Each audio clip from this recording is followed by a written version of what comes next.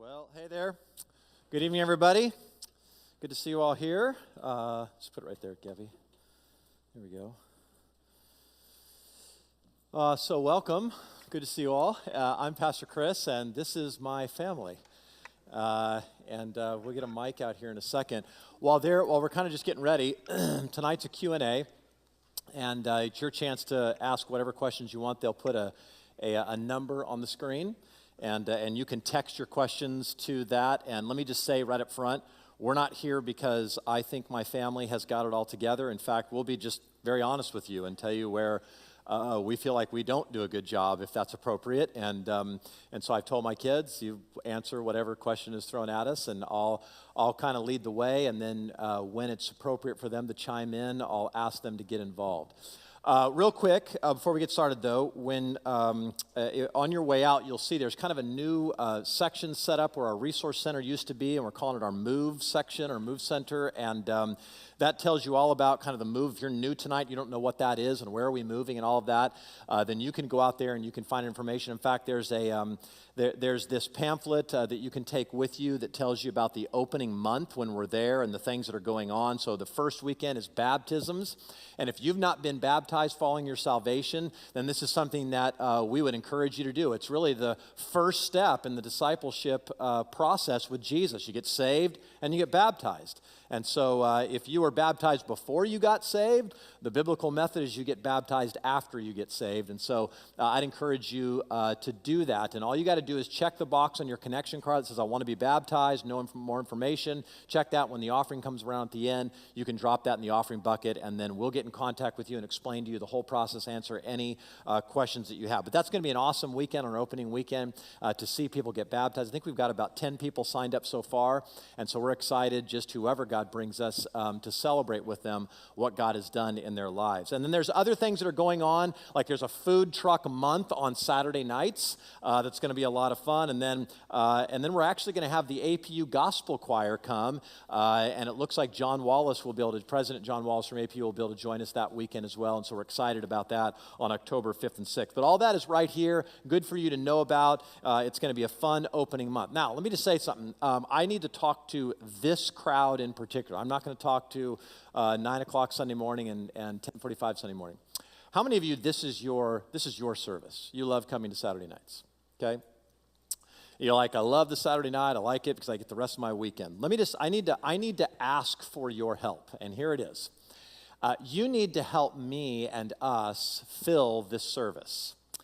And let me tell you why. It's going to become really strange to move from here over to a sanctuary that seats 350 people. It's one thing to be half full in here. It's another thing to move over there and us to go to about a third full. It's going to go from feeling like, oh, this is cozy and quaint to this is weird, okay? So we're doing everything we can to try and drive traffic because we fill up on Sundays. On Sundays, 9 gets a little more full, and then 10:45 are bursting at the seams. So if you got friends that, go to Foothill Church and you kind of don't see them on the weekends, invite them to this service. Say, hey, man, come help us fill this service. We want this thing to really get going and for this to be something that relieves some of the pressure. Because when we move over there, a lot of the pressure is relieved because we have a lot of extra seats after that. And so if you love this service, then we're doing, as a staff, we've tried everything we can to get this thing going and to help it. And over the summer, in the fall, it's going to pick up, and I know that, and we're ready for that and excited for that. Over the summer, things like this happen, and it drops off. But summer over summer, just so you're aware, again, this is the crowd that needs to know this, summer over summer, 2013 and 2012, this is the only service that didn't grow. We grew by 10 to 15% in the other services summer to summer, but not this one. And so I need your help. If you really love this, help me and make this a service where we invite people, bring your friends. And again, we're going to do everything we know how to do to help you. We've done the movie nights. We're going to do food truck nights. We're going to do whatever we can so that you can say, man, this is a great service. You want to come. You want to be a part of this. Okay, so will you help me and make this happen? And we're excited to see where this goes, okay? Well, let's do this. I think most of you know who I am, but you don't know some of the other people. You know my wife probably on the end. And so, yeah, so let's just go down the road. Tucker, why don't you give that to Gabby? Just to introduce yourself and tell them how old you are. That's appropriate when you're your age. So go ahead. Okay. Yeah. I'm Gabby. I am 19. I'm Tucker, and I'm 17. I'm Berkeley, and I'm 14. I'm Gracie, and I'm 11. And I'm Michelle, and I am not telling you how old I am. But you can just guess, and if you guess the right age, know that I like, then we'll be friends forever. So. Yeah. So again, I just want to make it clear, we're not pretending that we've got our act together. We are struggling right along with you in this whole issue of parenting and wanting to raise kids in a gospel-centered home and wanting them more than anything to love Jesus. And so that's what we strive to do, and we don't always succeed in doing that. We're not, we don't pretend to be the cleavers, and everything goes right in our home, and our kids never fight, and we, gee whiz and oh shucks, and it's not like that. And so that gives you an opportunity to even ask questions that will be appropriate for the kids. So text your questions to the number that's on the screen, and then we're going to try and answer as many as we can, okay? All right, let's get going, and the first question is what? My ex-wife and I are trying to remain in unity to show our children a good example. Is there hope since we are divorced? I'll talk about that. If you're both Christians, I don't know if this is, I'm just reading this bare. This is the first, if you're both Christians, you both really want to raise kids that love Jesus, then I think there's the place where the two of you can sort of lay down your rights and go, you know what? We want to be a good example to our kids, and so there's areas where we want to walk in unity. We want to walk in unity with their education, with their spiritual upbringing, all those things. And so I think if you do that, if you can come to a meeting of the minds on the essentials, you're not going to see eye to eye. Michelle and I sometimes don't see eye to eye on everything, and we're happily married, I would say. So, and moms and dads, you know what that's like. But hopefully you can come to enough of agreement where your kids don't feel torn between you. I've seen, and you all know, there's families where that's just such a horrible thing for the kids. Divorce is horrible any way you slice it for children. But there are some things that can mitigate and can help your kids if you're divorced and remarried, and you can help and you can say, you know what, we're going to walk in as much unity as we can with each other. Michelle, do you want to add anything to that? Maybe just really quick, if one of you is a Christian, the other one isn't, that makes it tougher, of course. But what I would say about that is just kind of what we've been talking about over the summer. The gospel is powerful, and do we really believe it is powerful enough to help us in all of our circumstances? And what keeps coming to my mind is the kindness of God leads to repentance. So if one of the spouse isn't a Christian, the spouse that is needs to pray like crazy that other spouse will get saved. That could change everything. Mm-hmm. That could even bring reconciliation to your marriage. You never know. I mean, again, the circumstances are not completely specific. But that'd be one thing. And if that person never turn their heart to the Lord, then you as the Christian person in that relationship, I think there's a higher standard for you to be kinder, to lay down your rights, and to just bathe everything with prayer, and as a Christian would, and treating that unrepentant ex-spouse amazingly as an example to them that they would be saved, and as an example to your children. Good. That's good. Okay, what's next? How do you handle disagreeing or fighting in front of your children? Well, we don't fight, so no. Well, you know what? How do we handle that, Tucker? I think it's just something like, it's obvious in our household when there's a disagreement, because we are all a very loud family. But when you two disagree, it doesn't become a shouting match. It becomes more of a, this is why I disagree with you, and this is my point of view. Mm-hmm. And then it happens. So he explains his point of view, she explains hers, and they always come to a mutual agreement, or just something like that. Yeah. So I would say our policy, I'll just say this, there's the written policy, and then there's the what actually happens. Okay, so what we try to do, and this would be true, we try not to fight in front of the kids. I mean, to the extent you can avoid that, don't do that. Michelle and I have the kind of relationship where we flare up really quick and calm down really quick. So we have sort of, they're like, and it's like you scratch each other and you're over it, right? So that's kind of how it goes. And so the kids have seen that. That's not anything that they know that mommy and daddy have disagreements and that kind of thing. But what we've tried to do is okay, they hear it, but boy, if there's something explosive, and I just can't think of a time when we've ever had a knockdown drag out in front of the kids. I would hope that we were mature enough to go, if something ever came to that point, we would separate ourselves from the kid, we'd go in our room, we'd wait until an appropriate moment, and then we'd keep our voices calm. There's nothing like, yeah, we're in the other room, but my kids can hear us from across the street. That's not helpful, right? So I would say, make that your policy. To the extent you can do that, make it where you're going to decide not to fight in front of the kids. And then when you do, you know what? Let them see not only the beginning, but the end. And hopefully what they see is forgiveness and mommy and daddy still loving each other at the end of it, okay? Let's do another one. How do you help your kids not be all about themselves, but truly serve others, especially at home? Michelle, why don't you start? All right, here we go. Just kidding. No, it's funny. I was just kind of thinking about this, a lot this week. I was just telling some of my friends outside, I was like, I have never parented more this week. It must be the Lord preparing us for today. I have parented so much this week. I guess you do, but I was thinking about it a lot more. I was trying to be a better parent this week. I was thinking about something in particular, though. It's a lifelong process to teach your kids to be about the preciousness of others.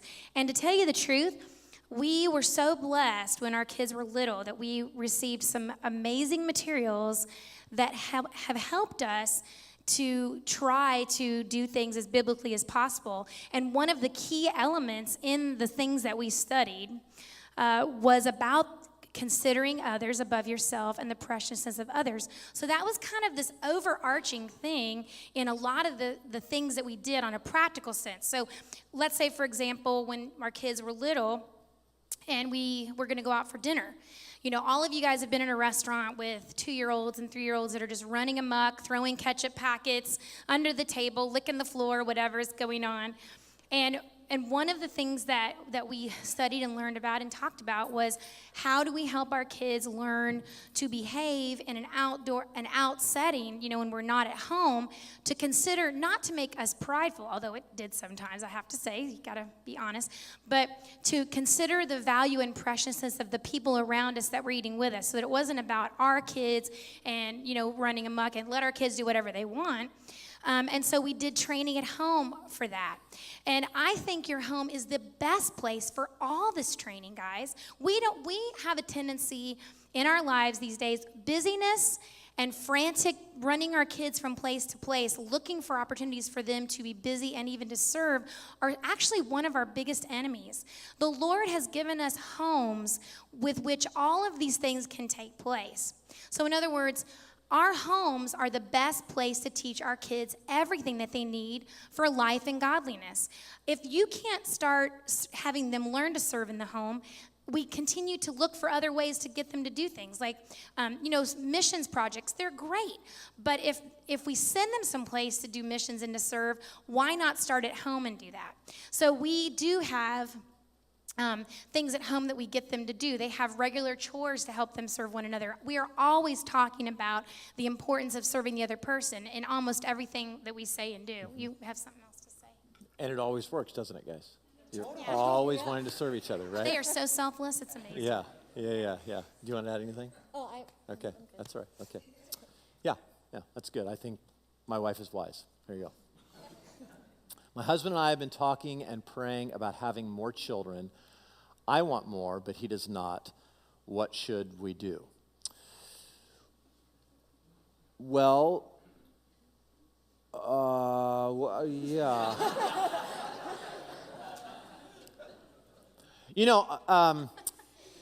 Look, how do you view children as a couple, and what's the reason? I don't know all the answers behind this. I don't know all the reasons behind not wanting to have kids? Are you both in your 50s? Are you both in your 20s? I'm going to assume you're at a good childbearing age, so there's not like any major risks involved or things like that. And so that's not what your husband is pushing against. And so there may be no legitimate reason not to have children. So if I were talking to your husband, I would say, why? I mean, the truth of the matter is, we had Gabby, and I was like, right on, that's good. And then we had Tucker. It's like, okay, 2, that's plenty. And then we had Grace Berkeley, and I'm like, all right, that's a lot of kids. And then Gracie, okay, you know, like uncle at some point, right? But, I mean, obviously, thrilled to death we didn't stop at Gabby or Tucker or Berkeley or Gracie, that we said that this is the family God wants us to have. And I think you have to train your mind, guys, and sometimes I think it's us guys, we have to go, you know what, this is a gift. I mean, these are gifts that God gives us. And so is it selfish reasons? Is it no, there are legitimate financial or physical reasons why you're not going to do this? But I would say this, you know, let me talk to the lady here, and Michelle, if you want to add to this. What you don't do is, you know, you're on some sort of pill or something, and you sneak and stop taking it, and oh, look, honey, we have a baby, and you sort of do an end run around what he wants. Okay, don't do that. Don't be manipulative. Listen to him and try to come to a meeting of the minds. And if you can't, what you don't want is that child being born in the middle of something where a parent is bitter or angry because you know, one of them were saying, I didn't want this. Now, it's amazing. I mean, Gabby was planned and no one else was. So, but yeah. But we love you all. Yeah. So yeah, I think you've got to come to a meeting of the minds. Do you want to add anything? No, okay, that's good. good. Okay, all right, go ahead. In what area are you and your family struggling the most? Is anybody like, woo, I know? Oh, Gracie knows. Okay. Maybe in like when we fight, we don't do a good job probably of communicating to each other. So I think we should probably work on communicating to each other more, not just like yelling, like not just, yeah, at the top of our lungs, thank you. Just like try to work things out and not being like always angry. Yeah. Okay. So. What have you been struggling with? Gabby? Yeah. Wait, you're struggling with her? No. Oh. I'm trying to think. Okay. Do you have any ideas, babe? What are we most struggling with? I mean, I'm trying to think. Are as a family? Yeah. Yeah, I would say, like, just to reiterate for Gracie, I think maybe what she's trying to say, but I'm not going to put words in your mouth necessarily, is that, you know, it's just very hard when you want your way, isn't it? Yeah. So that is probably definitely one of the big issues is that, you know, we want our way, they want their way, and sometimes that way doesn't always mesh together, does it?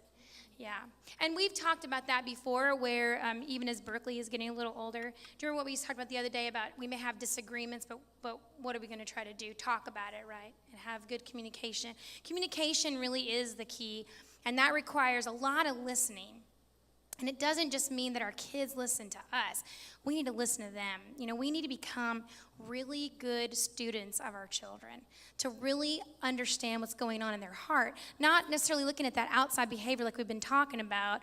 It may be an indication of it's going to be an indication of what's going on inside their heart, but it may not be an accurate sign of what's going on in their heart. Do you see what I mean? They may be acting in one way, but because their heart is telling them something totally different. And so I think communication is really important. Yeah. So, what Okay. else? Anything Anybody- else we're struggling with? I think in some ways, a lot of us, I mean, I know for myself, we all have very strong personalities. None of us is necessarily wanting to be the one to back off in like any kind of conflict we have. I mean, I think you guys would agree. So I think, I guess, just kind of learning to lay down that's a big theme in our house, just to learning to lay down your rights for the other person and be willing to say, okay, that's fine. Like, I will let you hold the remote. I'll let you pick the movie, you know, whatever. Those are really small things, but you know what I mean. Use the bathroom, whatever. Okay, yeah. Those are really small things, but yeah. Yeah, good. Okay. Next. What is the internet policy in your house? Well, it might surprise you. We don't have one.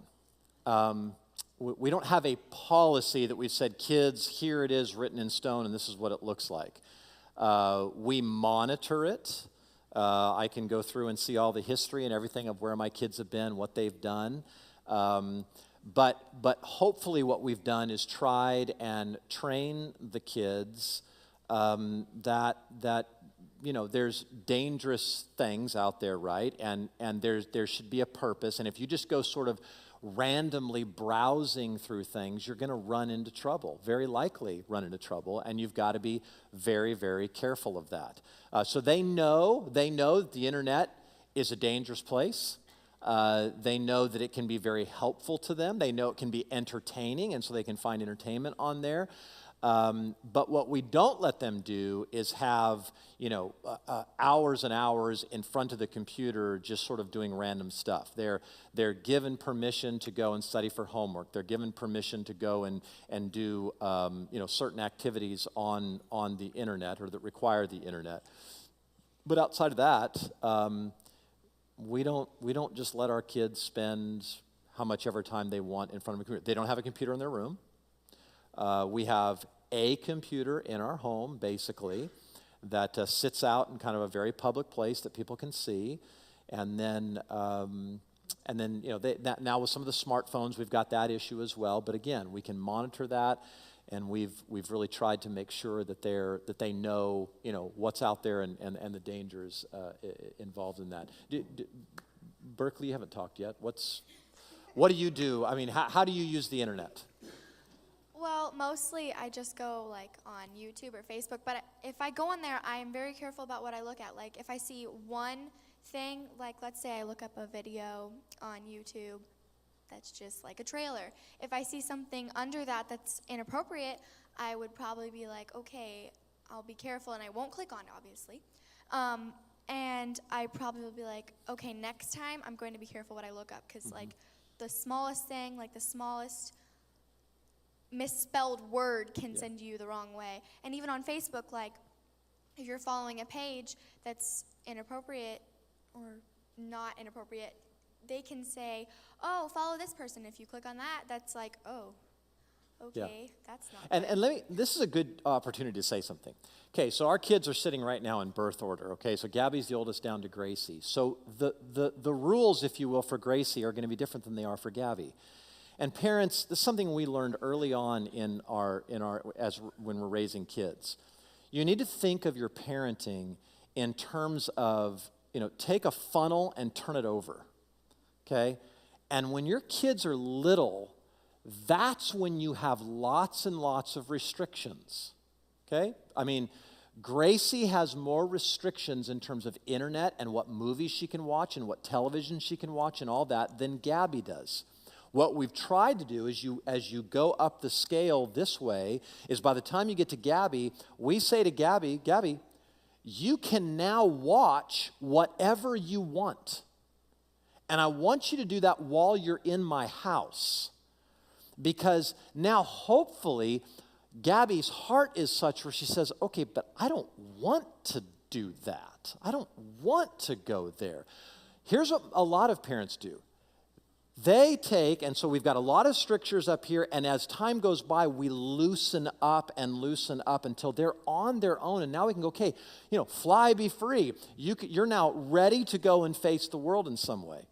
What I feel like happens with a lot of parents is they start with like, oh, my kid's just an angel. He can do whatever he wants. Isn't that cute the way they do everything? And I have no restrictions on him, and they're a terror when we go out to eat because, oh, they're just being kids and all that, and there's no restrictions. And as they get older, they're like, okay, now what was really cute when they were 3 is super, like, kind of annoying. And when they get to be teenagers, I'm just plain ticked off all the time because these kids are out of control. So what do parents do when when the kids get teenagers? I'm going to put all these restrictions on. The kid's like, it's too late. It's too late. You're not going to, I can't live in this straitjacket now. It's one thing if you'd have done that to me when I was 2, I'd have gone along with it. I'm 18 years old now. I'm 16 years old. I mean, it's going to be very, very difficult for you to do that. Okay, so the internet policy is not going to be the same for Gracie as it is for Berkeley, as it is for Tucker, as it is for Gabby. And by the way, honestly, this is what makes parenting multiple children so hard. Because you're sitting there going, okay, now I can't, we can't. There's certain things we can't do because of younger children. There's certain things Gabby can do that Tucker can't, that Berkeley can't, that and so on down the line. But you've got to do that. You've got to have it where. So by the time I say, Gabby, you know what? You've graduated. You're moving on. Before you're out of my house, I'm going to let you be a young lady and make your own decisions so that I can still kind of coach you from the sidelines and go, let's talk about this. Like, okay, you went to go see that R-rated movie. Can your kids see R-rated movies? Yes. If Gabby wants to go see an R-rated movie, Gabby can go see an R-rated movie. And please don't send me hate mail if you see her at the theater, okay, right? She can do that. But here's the thing. I can now say to Gabby, how was it? Talk to me about it. And she, now, Gabby, as far as I know, has no desire just to go see an R-rated movie because it's an R-rated movie, right, baby? No. So it's not, no, and honestly, that's not me coaching. This is just now she would come home and we would have a very honest conversation about it. Like, okay, was it good? I mean, or whatever. You went on the internet. You went where you wanted to go. Was it helpful? I mean, did you run into things? You see, otherwise, this is what happens. Kids then go to college. What do? They flip out. Just flip out because they're like, my dad and mom didn't teach me how to interact with these things, and I have no ability other than, woohoo, I finally have no fence around me. I can do whatever I want. You don't want that. Make the policies small. I mean, tighten it up when they're young and slowly open the funnel so that when they've got their car or when they're driving or whatever, you're not worried like, oh no, I've got to tighten the fence now because otherwise my kids won't behave. I've told you before, behavior is not your issue. It's their heart. And so this is what you're trying to do is train their heart over time. So I'm sorry. I want to just chase that rabbit trail for a little bit. Let's go to the next question. Do your daughters yell at each other?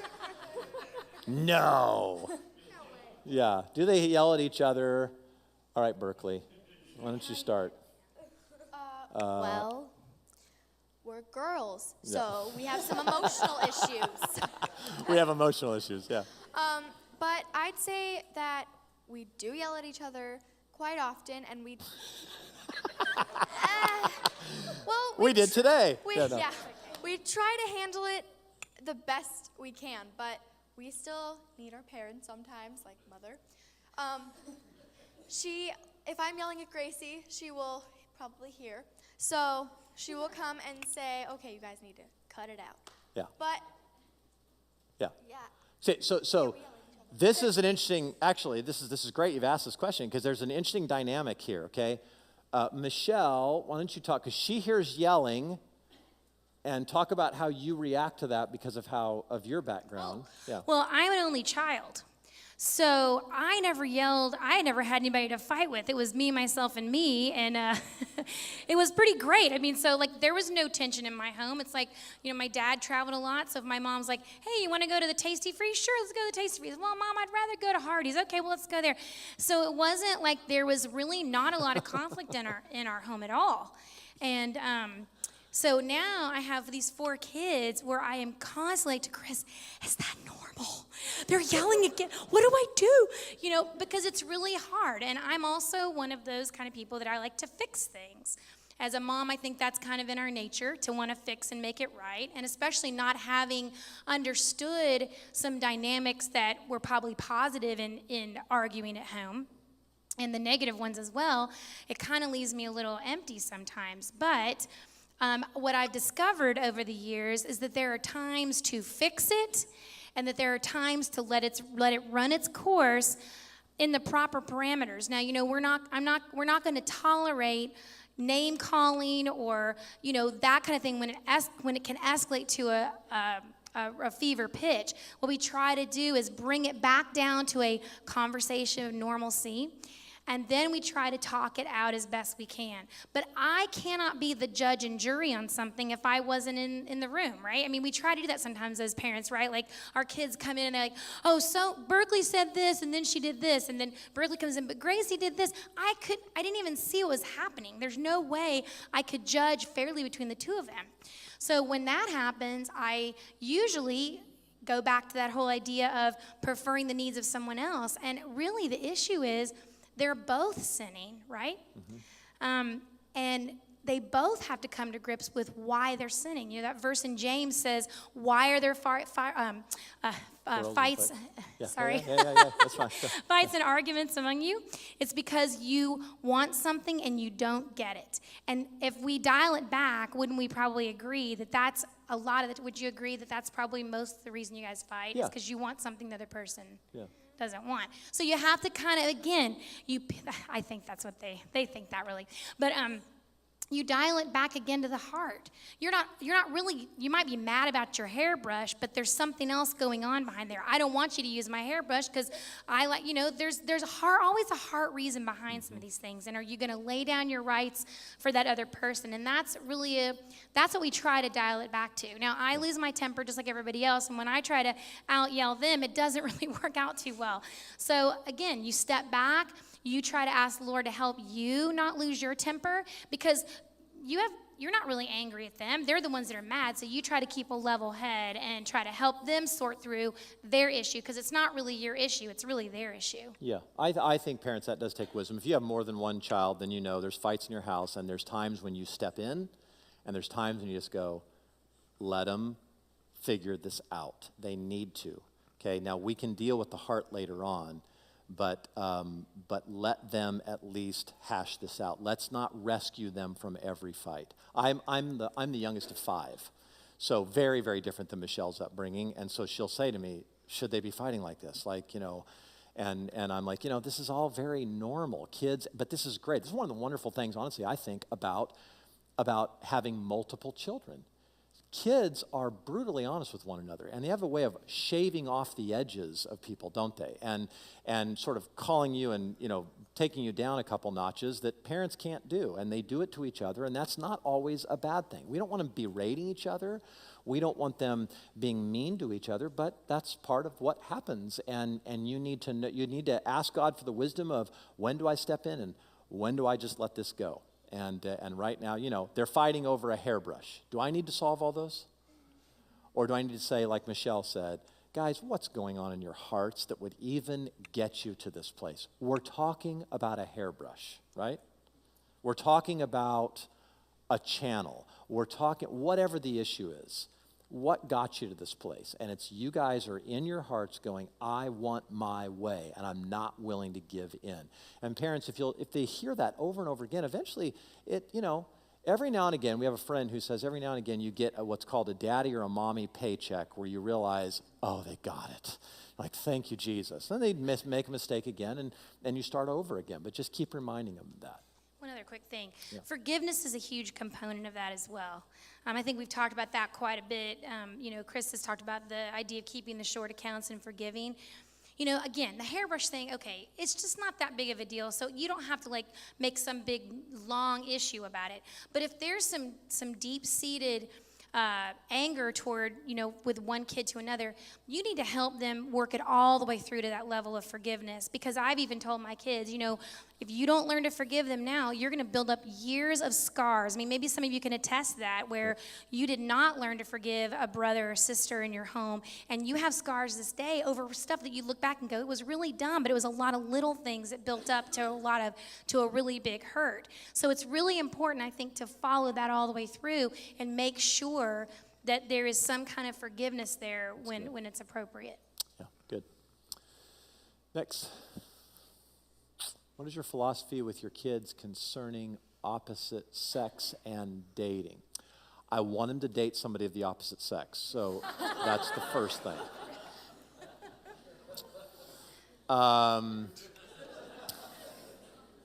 Dating, but okay, so the issue is dating. Parents, yeah. This is a huge issue, and I feel like we make some very big mistakes when it comes to dating. in letting our kids date too early. Okay, some of you have heard me talk about this. Relationships are like on-ramps on a highway, and you only go one way. They only go one way. Okay, and there is no backing up on an on-ramp. Okay, and so they get into a relationship at 6th grade and they hold hands. Guess what? When they're in high school, holding hands doesn't cut it anymore. Now it's got to go farther. And when they finally kissed a girl or a guy on their first date, then kissing's fun for a little while. I mean, remember that? I told my kids the other night, I said, when I held your mom's hand for the first time, I was in college, I was like, you mean fireworks are going off. I love this. It's awesome. I'm touching her hand. When we went from there to, I got to hug her, to I kissed her, right? To then, I mean, it's like you can never go back. Suddenly I've kissed her. Now holding hands is like, oh, well. So when you open up that door too early, you're not being smart. And by the way, I don't even know what dating means in 6th grade. What is that, right? So the way we talk about this in our home is not, here's our policy, right? We've written it down. When you are this age, it depends on the kid. We want to see maturity. Okay, now let me say something about, like, say Tucker. Okay, so Tucker, let's see, gets his license and then he starts driving. Well, in California, you can't drive anyone else, am I saying this right, until you've had your license for a year? Yeah. That's right. Yeah. So what's the point? Like, Mom, drop me off in your minivan and we're going to meet each other and then pick, what do you do there? How do you have a date like that? So we've said to our kids that for the most part, all things being equal, 17 is kind of our if you want a line in the sand to start dating, okay? But dating isn't just because you want to have some kind of physical relationship with a girl. There are parameters to that you need to be careful of and watch out for. So again, it goes up the scale here. Gracie, if I see you with a boy, I'm going to kill him, right? I mean, Berkeley, I get it. Okay, you're growing, and there might be boys that you're talking to and that sort of thing, but there's no dating. You might go out in groups. Tucker is now 17. Okay, Tucker, you know what? If there's a girl, but again, what I tell my girl, in fact, I'll let one of them answer. What's the rule about dating? Oh, yeah. Go ahead. You have to ask my dad. Yeah. Pretty much. Is that, okay. is So that what but what's the rule before they even come to me? Oh, are you a Christian? Are you is a that Christian? Right? And Yes, do you that's have right. a job? And do you have a job? Is that right? Good. Yeah. And if they pass that hurdle, then they need to come talk to me. And I'm not going to be polishing my shotgun. I might, but I will. It's good for me to say, hey, you're taking out my princess, right? And this is going to be a stewardship for you. Like we're not messing around here, and things will go really bad for you if you do things with my daughter, right? Dads, do that. Like that should happen, right? She's mine. She's not yours, and you don't have a right to just take her anywhere you want to go, right? You come to me and we'll talk about that. And then as we get to know each other, and hopefully I already know the guy, right? Hopefully it's not like, who is this moron that just came to my house? I want to know him in some way, okay? So we do have rules, but I would say this, 17 is just kind of where we say, okay, that's kind of where it starts, but you know what? I don't know. It may need to go to 18 but it's probably not going to happen before that. Just because we want to see where are you spiritually mature. And listen, I'm going to look at it different for Tucker than I do for my girls. Is Tucker ready to lead a girl in a relationship? Are the girls ready to be a part of a relationship where a guy is a spiritual leader? And so I think there's a difference there. And I want to know what kind of guys are. And listen, if you're a dad with a girl and my son asks her out, even if you don't have this policy, I have this policy. He's going to come talk to you. That's just the way it's going to happen. Because I want you to know. And that's going to tell me something even about you and your daughter, and does Tucker, is this the right fit? So I think we've got our rules, if you will, but what we're trying to do is say kids, ultimately, again, going back to where's your heart? Do I sense that there's a desire for God? Are you spiritually mature enough to handle this? Anatomical maturity is no sign of they're ready to date. And parents, that's your call. I'm not saying you do what I do or what we do. I'm saying you've got to make those kinds of decisions and say, you know what? I'm not trying to build fences around my daughters and my son. I've got to at some point let them out, but there are some parameters in which we're going to start doing that. Does anybody want to comment on that other than just like, Dad, I hate that, but I wish it was early. Yeah, Tucker? Basically, since, I don't know, 6th grade, I've been asking my dad, when can I date? And typically, I get this little chant from one of the parents, dating is a waste of time, woo! Yeah. But I've seen my friends date starting at 6th grade and even 5th grade, and I've seen relationships that have totally gone down the drain. I mean, I've seen a really good friend, a really good girlfriend of mine, a really good guy friend of mine go out before, and they were good friends before, and then after they break up in 6th grade, they hate each other. I mean, it's just not something that should be encouraged. It should be something it should be something that you say to your child, you are not physically, mentally, spiritually ready. Financially. Yeah. You're just not anything illy ready to date. Yeah. Right on. Exactly. So I'm not giving you any money to go on a date. That's just not happening. I can barely go on a date with your dad. So. Yeah. Anyway. All right. So yeah, I mean. Good. I also just think what happens when you date too young is it just, I mean, kind of, I guess, reiterating, it becomes about you. And I think this is what they've talked to us about before, is that's what it's about. When you're in 6th grade, it's all about, what can this person do for me? This person makes me feel good about myself. Instead of, how am me and this person that I'm going to date going to glorify God together? And yeah, because that's what really dating is all about. That's what marriage is all about. Right. So when you're not ready for that, Found it, Gabby. Right on. when you're not ready for that, you shouldn't be dating. That's good. And just because my dad says he wants you to come talk to him does not mean he's going to say yes. Amen. And Gracie, go ahead. Okay, dating in 6th grade, it is a waste of time because, okay, what can 6th graders do? Like hold hands? Okay, whatever. Go on a date where your mom drives you to like his house and you have a nice dinner with his family. Whatever, it's so stupid. Yay, Gracie. All right. Let's do the next one. That's funny. What kinds of punishment and or discipline takes place when someone breaks a rule? Did you spank? Is there a reward system for good behavior? Okay, when somebody breaks a rule, it will depend on the age. Did we spank? Yes, they're all through those years, and we did, and so why don't we talk about that? Babe, you want to talk about spanking and... Sure. That's a hard subject, isn't it? It's a hard one for us to kind of grapple with, and I know people have really strong opinions one way or the other about that, and that's okay. Again, we're not the foremost authority, but let's start back to the punishment and discipline.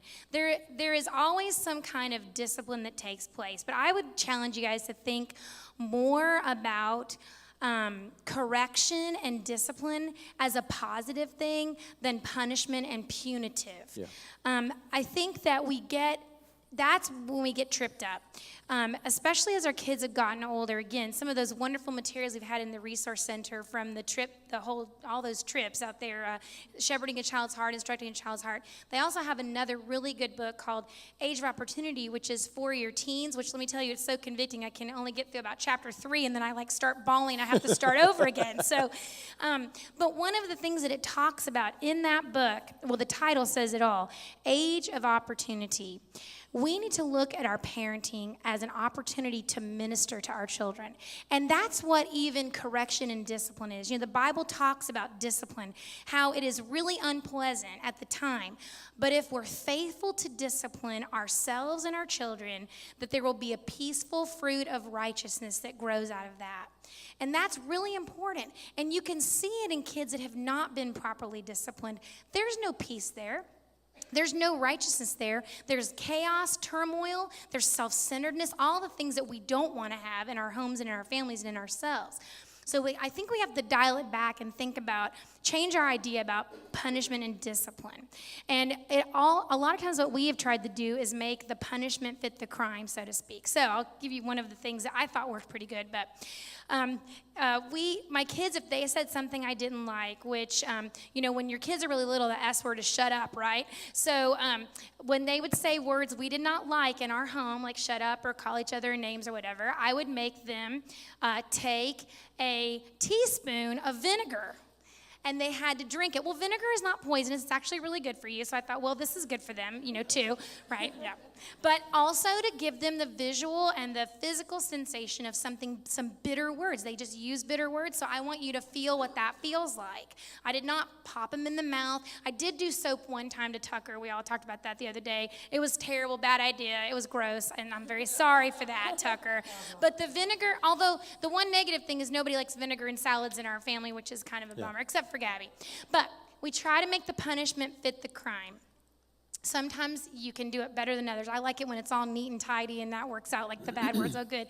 But when it's something else not as tidy, then you have to look at privileges and things like that, which is now that my kids are older, we look for.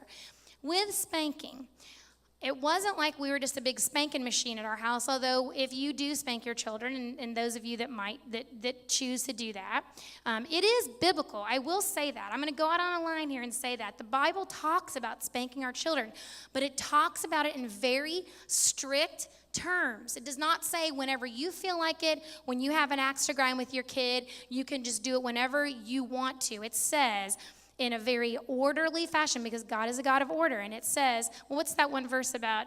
Spare the rod. Sparing the rod and spoiling the child. Or I can't think of that other one now. Yeah, I want to talk about the biblical, but you go ahead. You It's talk fine. about that? Oh, Yeah, good. He gets it's me fine. off the No, hook no, about it's the fine. biblical part. All right. Anyway, but we reserve spanking for very open, rebellious behavior. And we reserved it for the younger years when that was really the main way to get their attention. Okay, if your child is openly rebellious to you and disrespectful or doesn't obey you, then that's what we felt like that was the biblical mandate to do. We did it in a very controlled environment. I can't say I did it perfectly, but we worked on not being characterized by anger when we spanked our kids. I cried many times when I did it because it broke my heart, and it should. Yeah. If it doesn't break your heart, then you're spanking in anger, and you need to back off. Don't do it, yeah. For sure. Yeah. And reward system, really quick. Do you want to talk about more stuff? Yeah, let me just talk about spanking real quick. Relative to is it biblical? I think it's not just spare the rod, spoil the child. Hebrews talks about who the Lord loves, he disciplines. Some of your translations will say chastens. And that is in the context of physical suffering. Okay, now follow me here. When God, first of all, it's a sign that God loves us that he disciplines us. And when God disciplines me because I rebel against him, he doesn't say, Chris, stand in the corner. Hey, Chris, it's timeout time. Go to the chair. He disciplines many times physically. The children, I was just reading this week. I mean, you read I don't think you can get through the prophets. I'm talking about Isaiah all the way to Malachi, and you hear the way God is saying, here's what I'm going to do to you. If you don't turn around, my people, here's what I'm going to do to you. I'm going to do this, and these are all physical disciplines he's going to bring upon the people. He doesn't just say, I'm going to feel bad about you, and I'm going to tell you, hey, everybody, I wish you wouldn't do that. Take a time out. I'm just, I'm not going to make good things happen for a little while. There's physical discipline. Now, here's why this is important. He goes on to say, not just, I'm angry and I'm just going to discipline you, and I'm full of wrath, and I'm just, this out of control God. That's not it at all. It's always because I need to do this to you so that you understand how terrible what you're doing, but also so that when I bring you back, when I restore you, there's this feeling of, it's so good to be back. Now listen, this is the gospel. What is the gospel? I can't even begin to understand the gospel until I understand how terrible my sin is. When I understand how terrible my sin is, that's when the good news becomes amazing news to me. God, you're that gracious to me.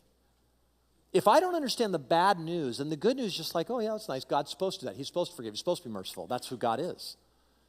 Parents, I want to suggest to you that if you have younger children, and again, Michelle said it right. You do not spank them if you're angry. You do not spank them because, you got to get your anger out. I don't think my kids would say to you that it was not abuse. We never slapped them across the face. Okay? God gave a perfect place for your child to be spanked, on their bottom. Not their back, not their arms, not their legs, their bottom. Okay, and we literally, and it wouldn't be like out of control until I feel like no. It was like, they would ask us, how many? 3. Okay, here we go. Okay, whatever, 2, whatever. We'd like, okay, we're, whatever. I think one time Tucker got 4, but but okay, now listen. And you got to hear me or you'll completely take this out of context.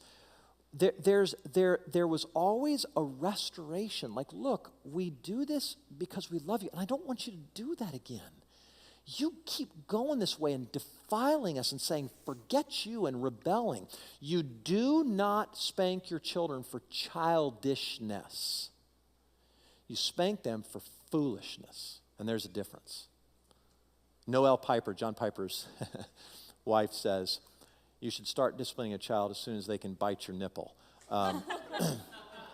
So now, what did that look like, though?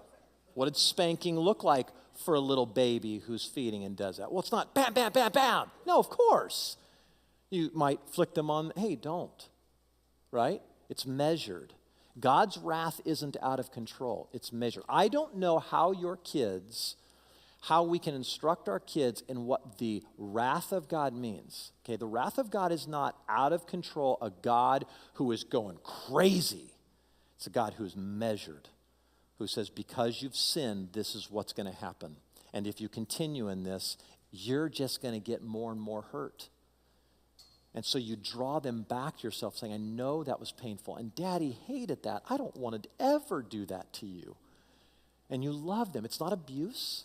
And this is wildly unpopular. Okay, I don't think I need to explain that, right? No, nobody talks like this.